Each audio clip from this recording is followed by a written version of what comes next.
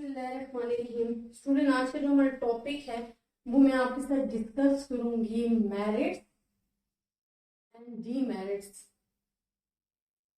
Of geometric mean. हमने geometric mean पढ़ा है कि हमारे पास ज्योमेट्रिक मीन जो है वो positive and root of their product is called the geometric mean. अच्छा, ज्योमेट्रिक मीन के मेरिट्स और डीमेरिट्स देखने से पहले आपको पता होना चाहिए कि what is the basic formula of the geometric mean.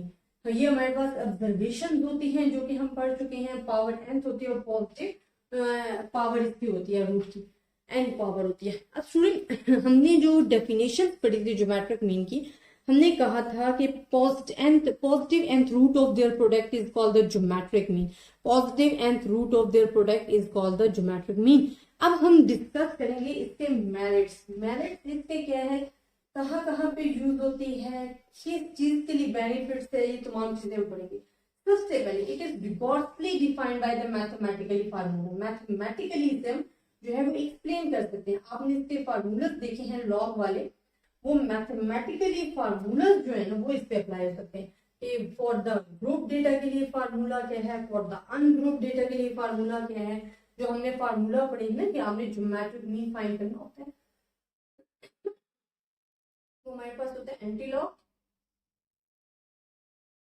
1n sum of log of x। तो ये हमारे पास rigorously defined by the mathematically formula होता है। लेकिन जो इसका मेरिट्स है स्टूडेंट, इसके जो बेनिफिट्स है उनमें सेकंड ये है कि बेस्ड ऑन ऑल ऑब्जर्वेशन।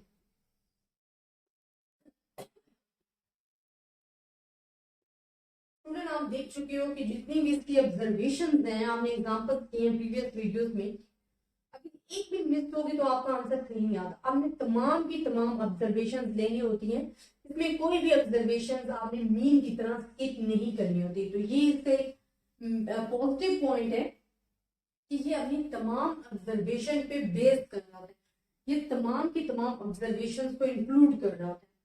फिर ये कैपेबल ऑफ मैथमेटिकली डेवलपमेंट के लिए अच्छा है। इट इज कैपेबल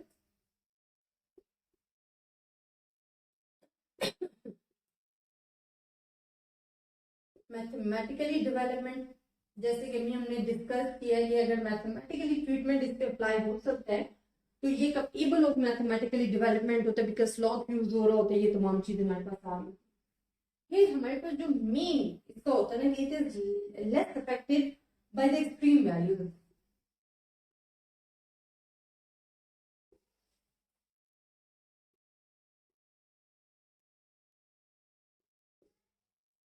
आपने मीन का स्टूडेंट पढ़ा था, तो जो मीन था ना वो extremely affected by the extreme values के जरिए।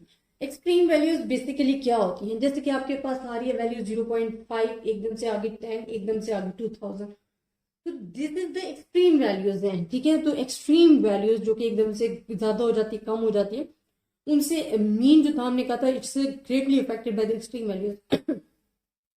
लेकिन ज्योमेट्रिक मीन में बिकॉज हमने मल्टीप्लाई करना होता है, तो ये हमारे पास एक इसका बहुत ही अच्छा बेनिफिट है कि ये इससे लेस अफेक्टेड होता है बाय द एक्सट्रीम वैल्यूज के जरिए।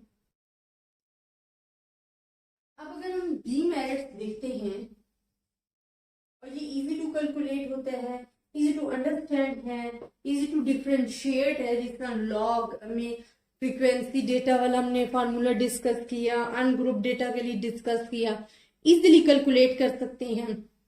कोई इसमें कोई इतना ज्यादा ट्रिक नहीं आपको चलानी पड़ती, सिंपल आप कैलकुलेटर पे कैलकुलेट करते जाते हो और आप आंसर लेते हो अगर आपको फार्मूला पता है। इजी टू अंडरस्टैंड है, आप आसानी से इसे समझ सकते हो, इसमें कोई इतना डिफिकल्ट वो नहीं है टास्क के आपको समझ पे ना आ सके। इसके डीमेरिट्स बड़ी इंपॉर्टेंट है। डीमेरिट्स क्या है कि पहला डीमेरिट सबसे ज्यादा ये फार्मूले को देखे, लेकिन यहाँ पे तमाम वैल्यूज आपके साथ मल्टीप्लाई हो रही है। अगर एक भी वैल्यू आपकी 0 आ गई तो मीन के ऑल ओवर वैल्यू जो है वो 0 आ जाती है। तो हम लिखते हैं कि it become 0 if any value 0। अगर कोई भी, जितना भी आपके ऑब्जर्वेशन थे मैंने, उसमें से कोई एक वैल्यू भी अगर 0 आ गया तो इट बिकम्स अ 0। ठीक है, तो आपका आंसर जो है वो 0 आ जाता है। ये हमारे पास नेगेटिव वैल्यूज नहीं यूज हो सकती, ठीक है। नेगेटिव वैल्यूज के लिए ये यूज नहीं होता, और इसमें पॉजिटिव वैल्यूज जो होती हैं वो भी बहुत सेंसिबल हो जाती हैं। तो हम कह सकते हैं कि it is sensible only for positive value and it becomes imaginary for the negative values. आप देख सकते हो कि उसमें नेगेटिव वैल्यूज नहीं ले सकते, ज्यादातर पॉजिटिव वैल्यू हो जाती है। नेगेटिव वैल्यूज के साथ आपके एरर आने के चांसेस जो है वो बढ़ सकते हैं।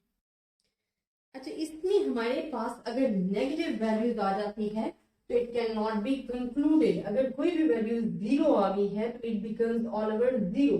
और इससे एक और मैं आपको बताऊं कि मेरिट्स आप कह सकते हो कि ये रेट्स एंड रेशियोज के जो क्वेश्चन हैं उसको बहुत अच्छे तरीके से एक्सप्लेन करता है, जो कि हमारे पास मीन नहीं कर पाता था।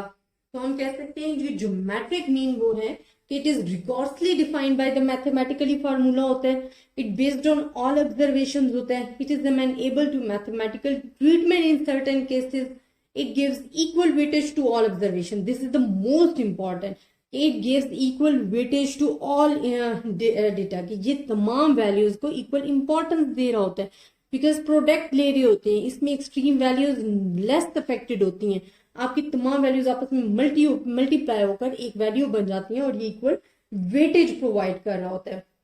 और it is not much affected by the sampling variability, sampling variability से ज्यादा जो है वो चेंज नहीं हो रहा होता, और ये ज्यादातर यूज होता है रेट्स ऑफ चेंज, रेशियोज में ये यूज हो रहा होता है। तो ये basically merits and demerits of geometric mean है, जो कि आई होप आपको समझ में आए होंगे।